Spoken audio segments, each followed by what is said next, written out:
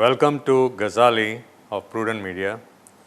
Today we have with us a famous guest, Dr. Santosh Helekar, who was my colleague in medical school and is now a top-notch brain scientist in the US at Peak Medical Center.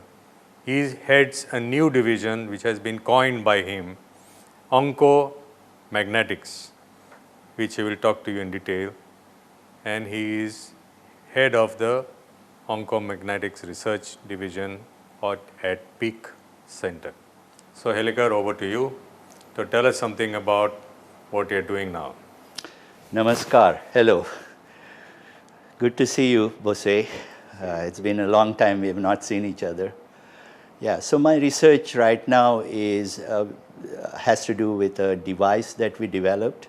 We developed it for an entirely different reason. It's a brain magnetic stimulation device, which is basically a hat that the patient wears on his head. And there are little magnetic stimulators that can be placed anywhere you want the patient to be stimulated, depending on the kind of treatment that the patient needs. And so this device was initially developed to study the brain function, the causes of brain function, which areas are required for what kinds of functions of the brain, and that kind of things. It was then extended to treating conditions of the brain, mostly neurological conditions such as stroke and the disability that you get from stroke. As it turns out, once the patient has a stroke and passes through the acute phase and his life is saved, after about 3 to 6 months, whatever deficit he has recovered stops, and he becomes permanently disabled, has a residual deficit that remains for life. And there is no treatment for such a condition. There is no hope, even with rehabilitation like physiotherapy. You do not tend to get any further recovery after about 6 months in these patients. Let me interrupt you here, Santosh. Right. I remember you having told me that one of your patients who made a dramatic recovery following his stroke finally decided to donate a huge amount to your institution. Yes. Excellent. Yeah, I mean, we tested this treatment first on a patient who was a wealthy patient and was actually a benefactor of our hospital and was on the board of the hospital and all that kind of stuff. So he realized that this treatment would potentially benefit stroke patients and patients of other neurological disorders. And he decided that he would make a big donation of $101 million to build a new institute of what they call regenerative medicine. I mean, the donation is for research, conducting pure research into seeing if you can come up with treatments that would help patients with dementia, with stroke, with other kinds of disabilities, to see if we can regenerate neuronal or nerve cell connections in the brain and potentially even nerve cells themselves from stem cell therapy. Tell me a little bit about the innovation you have done for psychiatric conditions like OCD. Yes. So it turns out that the device that we developed had an antecedent, had a pre-existing device, which was a non-portable device, was being used in the hospital or the clinic where it was a big setup where the patient was stimulated using a coil, an electromagnetic coil, and the physician can hold the coil on top of the area of the brain that needs to be stimulated. And that was called Transcranial magnetic stimulator. And that device has been found to be effective in depression, in obsessive compulsive disorder, and in migraine. And in some parts of the world, it's also been approved for treatment of chronic pain. And so that device in the US is approved for depression, obsessive compulsive disorders, and migraine. And so our device, so the problem with that device though is that it can only stimulate one part of the brain or one site on the brain, on the cortex of the brain. The fixed device, the Fixed hospital device. the hospital device. So, and the patient has to come to the clinic or the hospital every day, and it's a long-term treatment. It's repeated stimulation for about 4 to 6 weeks on weekdays. And so on weekdays, it's hard for a person who is working full-time to come to the hospital. And so, and a lot of the psychiatric patients also do not want to be getting treatment because of the various stigmas plus their own attitudes towards treatment and all that. So cannot do it in privacy and that kind of. So there is a problem with what we call in the medical community compliance of the patient. So because it's a hospital-based device. So our device has the advantage of being portable and wearable. It's a cap that you can wear or a hat, and the patient can take it home. And so they can do it in their own, in the confines of their privacy. And it works off of an app on an Android phone and very soon off of an iPhone. And so they can stimulate themselves. So they can turn on the stimulator, and the stimulator goes off and does its thing for about 40 minutes or so each day. And they can get treatment for about 4 weeks in the case of stroke, for instance. Right. And so, just for the public, Dr. Helekar's invention looks very much like a shower cap, like a waterproof shower cap. You just put it around your chin, and then there are stimulators that can be fixed and flexible to be put in any part of the brain that has been detected by them to need the stimulation.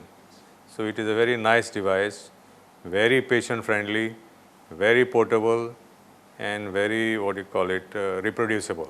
So let us take him to another part, which is very interesting, is the use of his device for brain cancer, which is an interesting and very promising technology that may be used in the future to treat brain cancer. So tell us a little bit about it. yeah, so about a year and a half, maybe 18 months ago, it just turned out that the people who were treating brain cancer, the neurosurgeons in our institution, heard my talk on stroke and other conditions in the neurology. And they got all excited because there is an existing technology that is used, it has been approved to treat brain cancer, and that involves electric fields, very high, very strong electric fields that are alternated at very high frequency. And the patients have to be treated with that. They have to shave their heads after the brain surgery is done. And they are on chemotherapy, on radiotherapy, what we call standard of care treatment for this particular very severe form of brain cancer called glioblastoma. They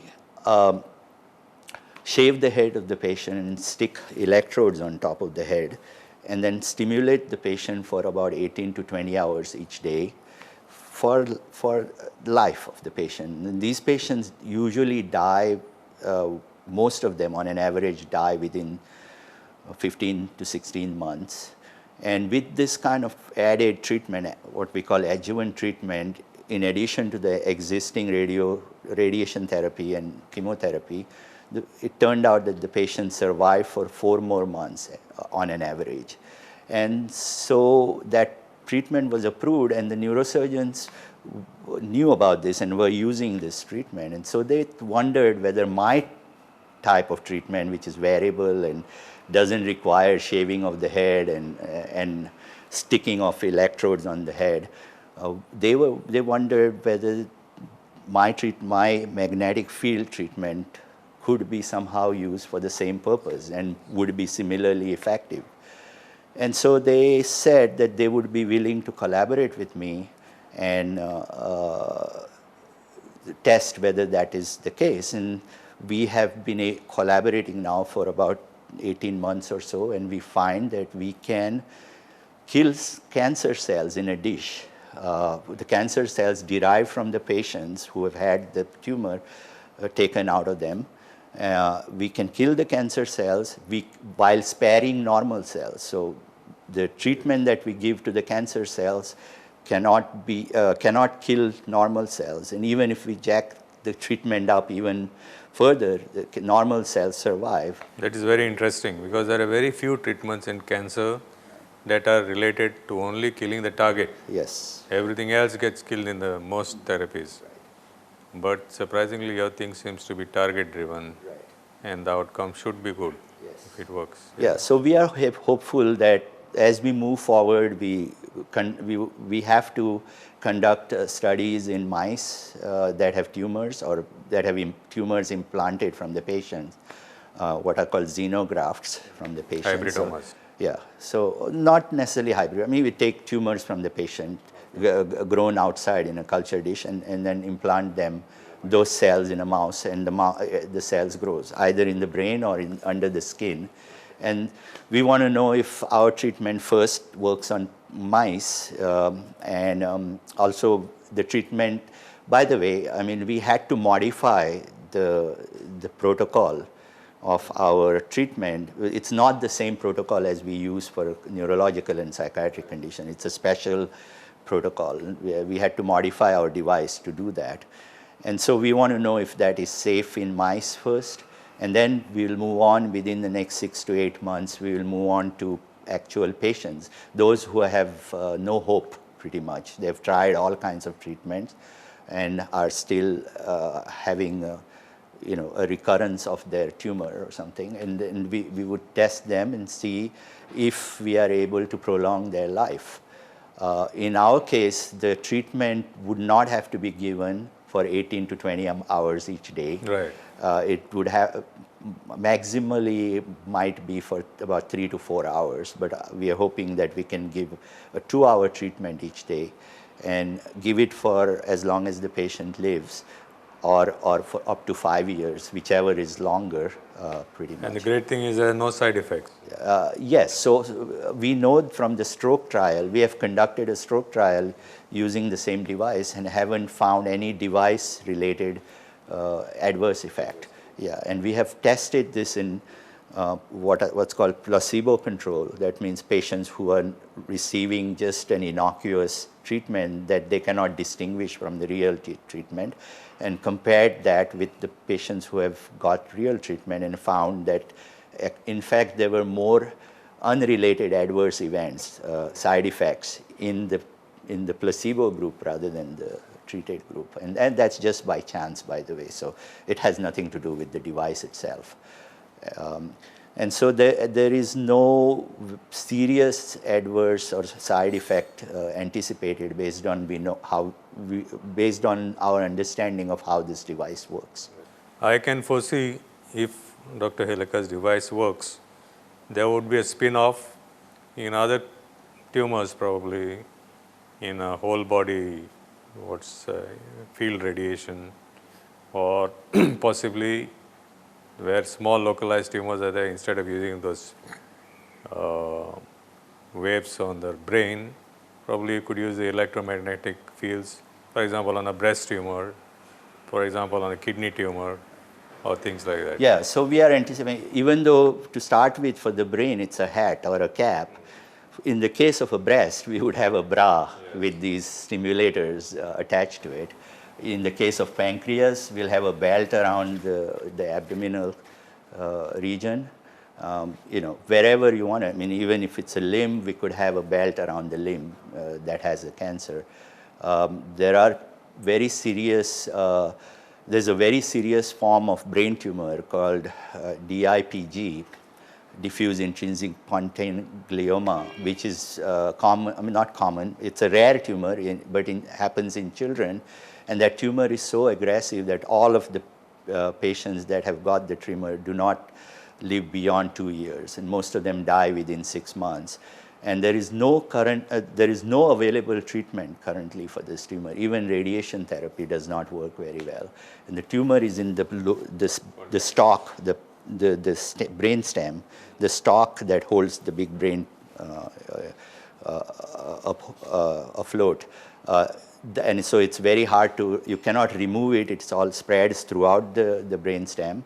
So we could have a collar around the neck, for instance, or the lower part of the head, where with the stimulators attached to it, to treat this kind of tumor. And in fact, we have killed cells derived from a person who had died within 6 months in a culture dish with this tumor. So there is hope that these patients who have never had any kind of legitimate, successful treatment have some kind of a hope that perhaps ours might be more effective. But of course, we haven't done patient trials, so we don't know yet.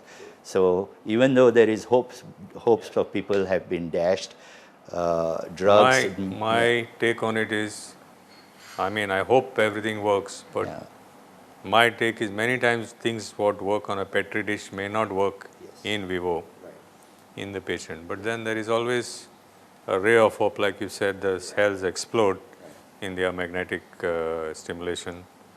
So that's a very interesting thing. So I hope it translates to patient benefits. Yeah, I mean, there are some very clear advantages of having a technology of like ours, which involves magnetic field, which penetrates all the tissues, everything. It penetrates all materials without having a wound there. Without having a wound there. It's a non-invasive method, and it's better than drugs because drugs don't penetrate.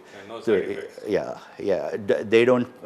Whenever drugs are developed, it takes 20. When you start with culture dish therapies with the drug, from that point, it takes 20 years for that drug to actually be used on patients. And in case of brain, it has to cross the blood-brain barrier. Yeah, because of many different reasons, because of toxicity of the drug, because the drug is not orally absorbed if it's an oral tablet. Even if it's injected, it can be broken down by the liver.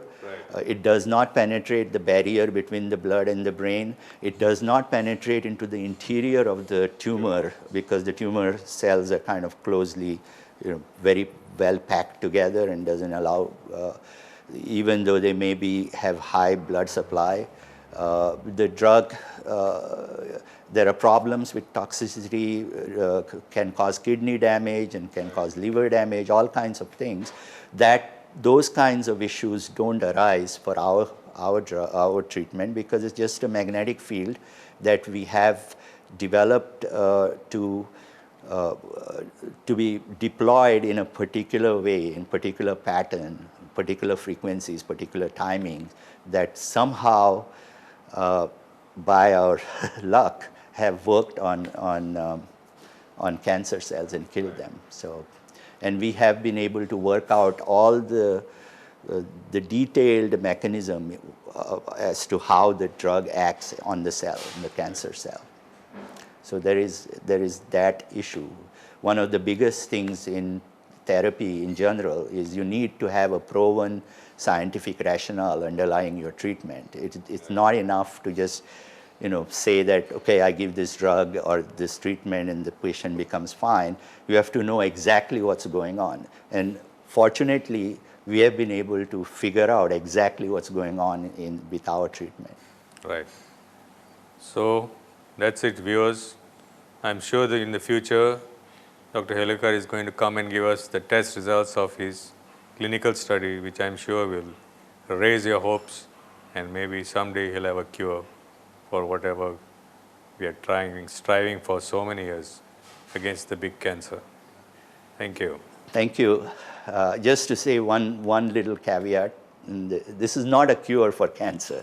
It might turn out to be, but I'm not sure.